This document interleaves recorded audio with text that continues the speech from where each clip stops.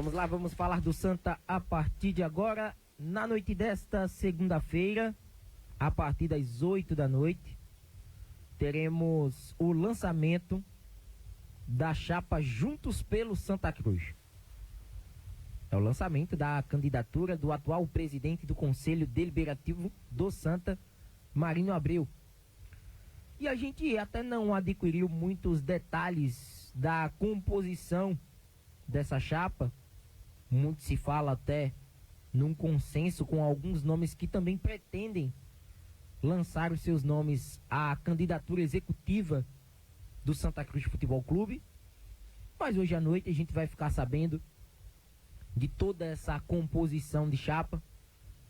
Esse evento acontece às 8 horas em um hotel na zona sul do Recife. De antemão, a gente tem apenas o nome de Marinho Abreu como candidato à chapa do Executivo.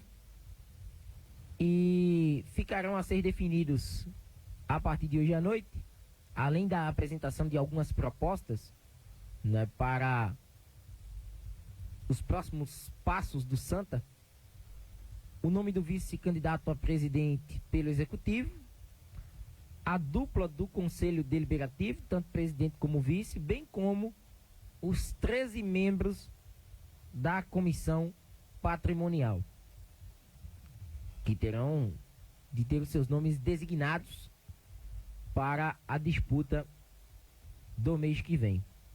Inclusive, foi descartada a hipótese de que houvesse um consenso em praticamente todas as chapas da disputa eleitoral de Santa Cruz.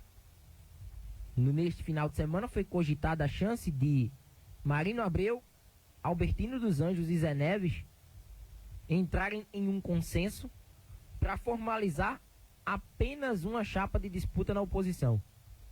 Mas essa possibilidade acabou sendo descartada e a gente vai continuar observando as movimentações agora por parte de Albertino dos Anjos e também por parte de Zé Neves, que provavelmente podem concorrer à disputa eleitoral.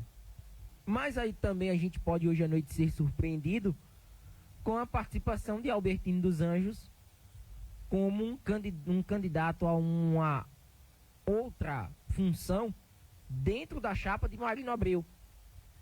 Vale salientar que, como havíamos destacado no nosso giro esportivo anterior, eles foram membros do antigo Pro Santa, que esteve à frente do Santa Cruz até 2021 e que teve como o presidente executivo naquele recorte Joaquim Bezerra.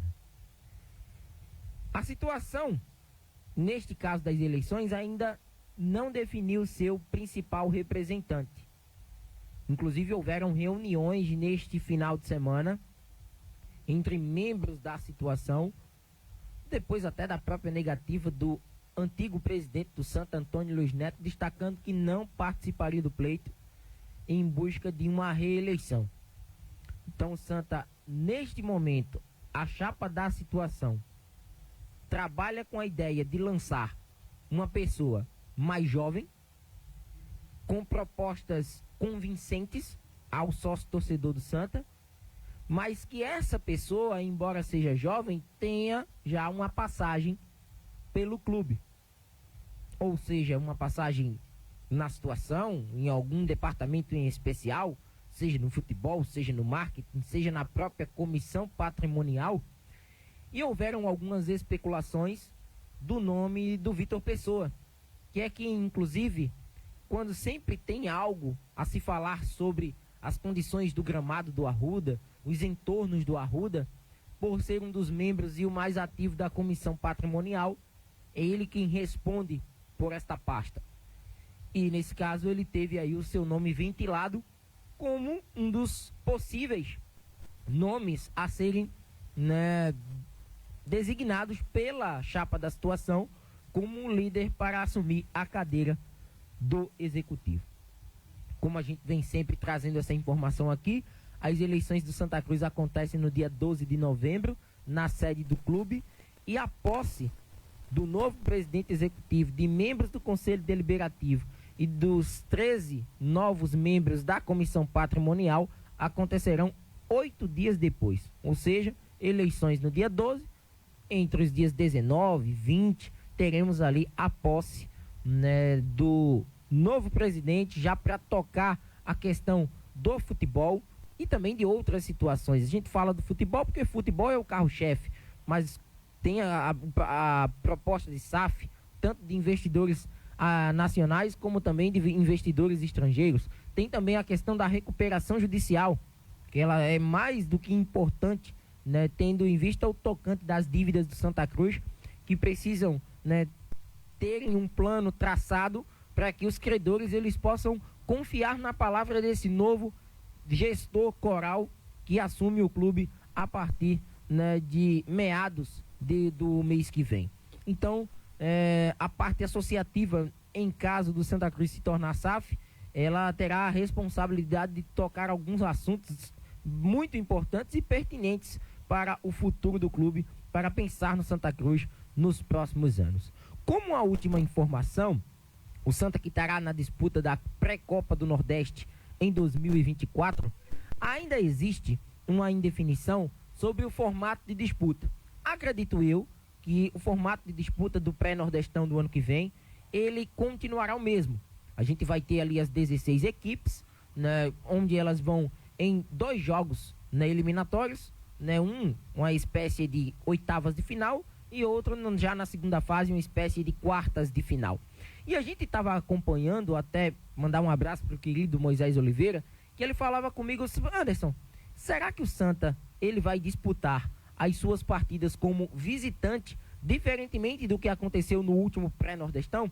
A possibilidade, ela é iminente. Eu até estava observando, porque a definição dos confrontos, ela acontece via ranking. O ranking da CBF define quem vai jogar em casa e fora de casa. E o Santa hoje, dentre as 16 equipes designadas para a disputa do pré-nordestão, o Santa é o 9º neste ranking dos 16 clubes. Ou seja, 8 equipes estão à frente do Santa Cruz. Essas 8 equipes jogariam como mandantes. Estariam, no primeiro momento, jogando nos seus respectivos estádios e com o apoio de seu torcedor. O Santa Cruz seria visitante. Jogaria contra uma equipe fora de casa. E a depender do que venha a se desenrolar nesse primeiro jogo, em caso de uma classificação coral fora de casa, pelo que a gente vem acompanhando num histórico recente dessa pré-copa do Nordeste, a maioria das equipes que jogam em casa, num primeiro momento, elas se classificam para esse segundo momento. E com isso, pelo Santa ser o 9º entre essas 16 equipes, levando em conta o ranking da CBF, a possibilidade de uma classificação na primeira fase para um segundo momento é de o Santa também ser visitante. Então, diferentemente do que aconteceu nos jogos contra Caucaia e Botafogo da Paraíba nesta temporada, que levou o Santa Cruz a 2 vitórias e a participação à fase de grupos da Copa do Nordeste, no ano que vem o Santa Cruz pode ser visitante, tanto no jogo de ida, né, a primeira parte, né, o jogo eliminatório, para ver se chega à segunda parte da disputa do pré-nordestão, e nessa segunda parte, em caso de vitória no primeiro jogo, o Santa Cruz também podendo ser visitante. Então, um cenário totalmente diferente do que a gente viu em relação aos últimos, né, pré-nordestões, tendo em vista que o Santa acabou sendo mandante, né, tendo aí as rédeas do confronto, muito, né, pela sua posição no ranking da CBF, algo que hoje é bem complicado, né? O Santa sem divisão, muitas equipes que estão no pré-nordestão disputam a Série C, disputam a 4ª divisão, e o Santa, muito por conta dessa saída do Campeonato Brasileiro, prejudicado nesse aspecto.